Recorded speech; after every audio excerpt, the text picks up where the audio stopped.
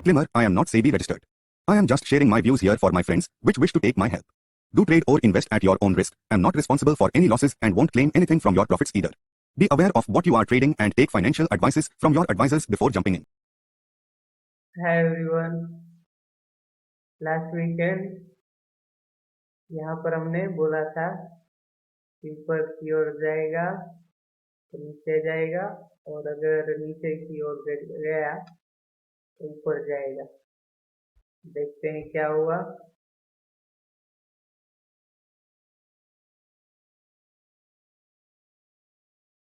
यहाँ पर देखिए इसने ट्रेंड लाइन को तोड़ दिया था, जिसकी वजह से वो नीचे की ओर का पास जो हमने दिया था उस तरह से गया है। देखिए मंडे को यहाँ से डाउन और फिर से ऊपर की ओर। अब वहां से ये जो डाउन वाला पास बाकी है वो इस हफ्ते किस तरह रोल प्ले करेगा वो हमें देखना है। लेकिन रेंज जो RSI की दो जो लाइन थी उन्हीं के बीच में रहा है।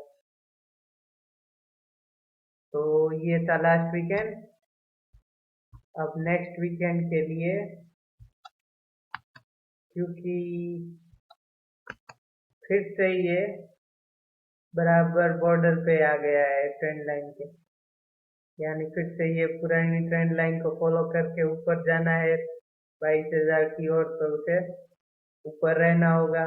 तो उसका संकेत हमें यहाँ ब्रेकआउट से मिलेगा, इसलिए से हम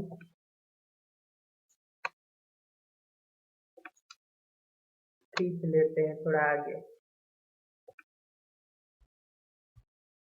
यहाँ से अगर ब्रेकआउट आ गया मंडे फ्राइडे ट्यूसडे जब भी आए, तब समझ लेना कि हम पुरानी ट्रेंड लाइन जिसे हम छोड़ चुके थे पिछले हफ्ते, उसी को पकड़ कर आगे बढ़ने का काम करेंगे। और यदि ये सिर्फ करेक्शन है और रीटेस्ट करने के लिए आया है, यहाँ पर जब भी हम किसी साइड ब्रेकआउट देते हैं तो उसे एक बार रीटेस्ट जरूर करते हैं ना। तो यहाँ पर अगर रीटेस्ट करने आया है तो फिर यहाँ से नीचे की ओर ही जाएगा, ऊपर की ओर ब्रेकआउट नहीं देगा।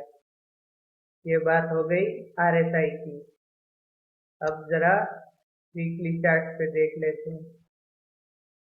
फिर से ग्रीन कैंडल, फिर देखिएगा तो हैमर है। हैमर को बुलिश माना गया है, इसलिए पूरे चांसेस है वीकली देखते हुए कि फिर से ऊपर की ट्रेंड लाइन कंटिन्यू हो जाए।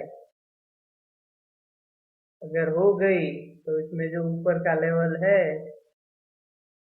वो जहां तक जा रहा होगा वहां तक हमें उसे भी खींचना होगा, तो हमें आगे के लेवल मिलेंगे, क्योंकि ये ब्लू स्काई जोन है जहां पहले निफ्टी कभी नहीं गया। इस बार हमें लाइफ टाइम हाई की क्लोजिंग मिली है, जो अपने आप में ही दर्शाता है कि मार्केट का टोन फिर से बुलिश हो चुका है। ये जो नीचे की ओर ट्रेंड लाइन तोड़ी थी फिर से वहीं पे आ गया है ट्रेंड लाइन पे, यानी करेक्शन के नाम पर सिर्फ ये जो हमारा पुराना सपोर्ट है जो हमने 2-3 हफ्ते पहले यहाँ से लिया था, जो रेजिस्टेंस था यहाँ पर, वो यहाँ पर सपोर्ट बन गया। तो अब तक तो अगर नीचे भी गया तो इसके नीचे जाए ऐसा नहीं लग रहा है। तो यहाँ से जो दो पॉसिबिलिटी बनती है वो हम कुछ इस प्रकार बनाएंगे।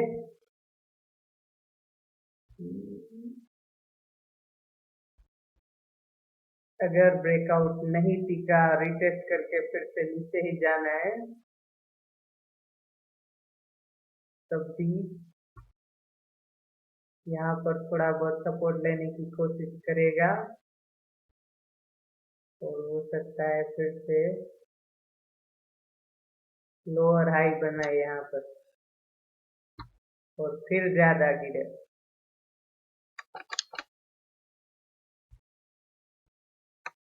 ये है हेड एंड शोल्डर पैटर्न बनेगी तो ये हेड, ये एक शोल्डर हो गया, ये हेड हो सकता है और दूसरा एक छोटा शोल्डर बनेगा। Head and shoulder pattern reversal की निशानी है। अगर गिरना है तो, अगर ये रिटेस्ट था तो, इसलिए डायरेक्शन नीचे की ओर और रेड कलर है। या फिर अगर फिर से पुरानी ट्रेंड लाइन फॉलो करनी है, ऑल टाइम हाई पे फिर से बुल्स एक्टिव हो गए हैं और बजट में कुछ खराब नहीं आने वाला ऐसा सोचकर आगे बढ़ रहे हैं हम, या फिर अमेरिका से थोड़ा बहुत सपोर्ट मिल जाए तब पहला जो रुकावट का लेवल है वो 22,000 होगा, क्योंकि यह साइकोलॉजिकल सपोर्ट है। फिर से एक बार ट्रेंड लाइन रिटेस्ट करेगा और फिर 22,200 के आजू बाजू जाना चाहिए, या उससे भी आगे, जिसका कलर होगा ग्रीन। या फिर 22,200 जाएगा, फिर 22,000 एक बार टेस्ट करने आएगा। अब तक हमें 22,000 की एक भी क्लोजिंग मिली नहीं है, तो 22,000 के आजू बाजू लेवल जो हमारे ट्रेंड लाइन पे सपोर्ट करता हो वैसे कहीं पे रख देंगे। ब्लू स्काई है इसलिए ब्लू कलर अभी तक आया नहीं है, सिर्फ मुझे ड्रॉ करने में थोड़ी आसानी हो इसलिए।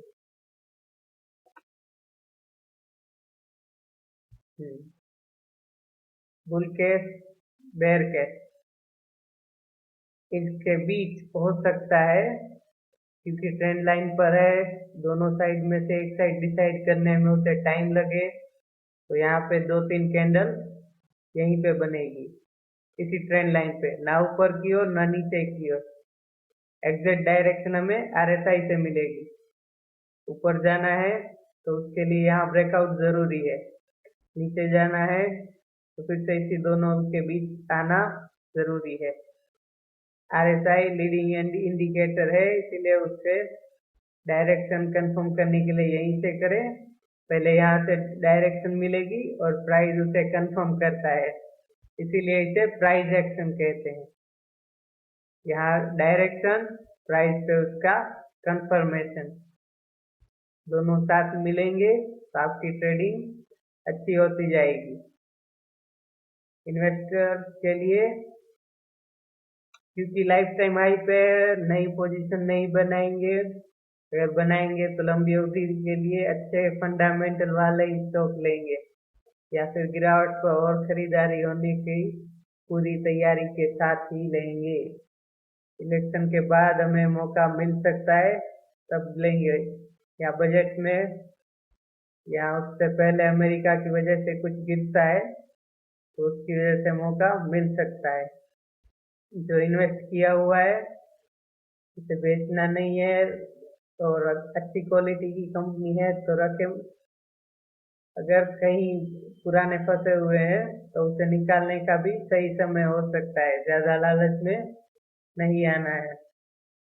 लार्ज कैप में वैल्यूएशन वाइज कंफर्ट ज्यादा है, स्मॉल कैप में थोड़ा कम निवेश करें, बंद नहीं करना है, बस सोच समझ कर अच्छी कंपनियों में ही ज्यादा लंबी अवधि के लिए ही निवेश करना है। Thank you for watching, have a profitable and lovely weekend, have a profitable week ahead and a lovely weekend. और एक खास बात, इस बार हमारे पास 6 सेशन होंगे, ट्रेडिंग के लिए। जिनको नहीं पता उनके लिए 20 जनवरी को NSE BSE में एक स्पेशल सेशन होने वाला है जो डिजास्टर रिकवरी साइट की टेस्टिंग के लिए होगा। इसका पहला सेशन 9:30 बजे से 10 बजे तक है और दूसरा सेशन 12 बजे तक है। तो टाइमिंग आप एक बार कंफर्म कर लीजिएगा।